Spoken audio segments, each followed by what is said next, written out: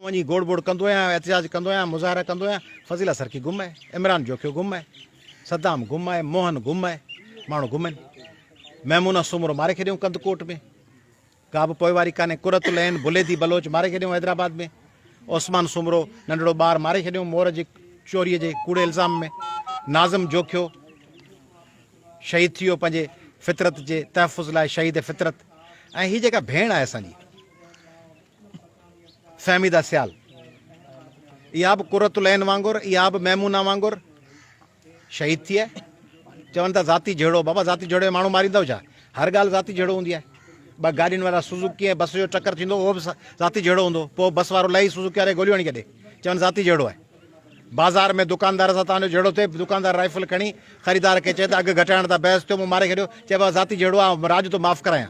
राज बाज माफ़ु कोन थींदा। खून माफ़ु करण जो कंहिंखे इख़्तियार ई कोन्हे। खून कीअं माफ़ु कंदव?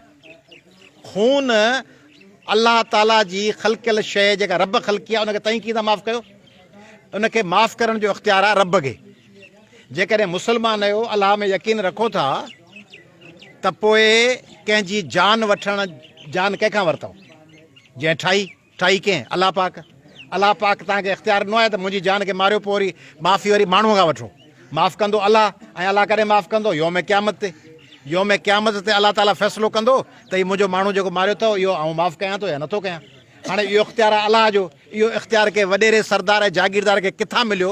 कहिड़ी हदीस, कहिड़ी आयत में मिलियो के वॾेरे जागीरदार, सरदार, मुर्शिद, पीर, राज जे वॾे ख़ान खे किथां इख़्तियार? अलाह पाक कहिड़ी आयत ॿुधायो, हदीस मुलायो त फलाणे वॾेरे सरदार खे असां इख़्तियार ॾिनो आहे त तूं मुंहिंजे पारां माण्हुनि जा खून वेही माफ़ु कजी?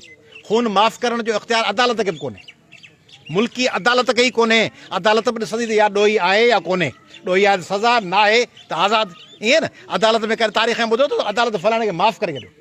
सुप्रीम कोर्ट जो केस ॿुधो अथव सुप्रीम कोर्ट फलाणे खे माफ़ु करे छॾियो ॾोह मां, न या बाइज़त बरी थींदो आहे या सज़ा ईंदी आहे।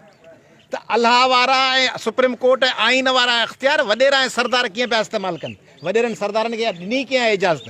तंहिंजे करे फ़हमीदा सियाल हुजे, नाज़िम जोखियो हुजे, कुरतुल ऐन हुजे, महमूना सुमरो हुजे, इन्हनि जो खून माफ़ु करणु, उनजो सौदो करणु, उनजो हिसाब किताब, पैसा वठणु, इहो उन्हनि खे इख़्तियार आई कोन्हे। इहो रद्द ऐं बातिल आहे।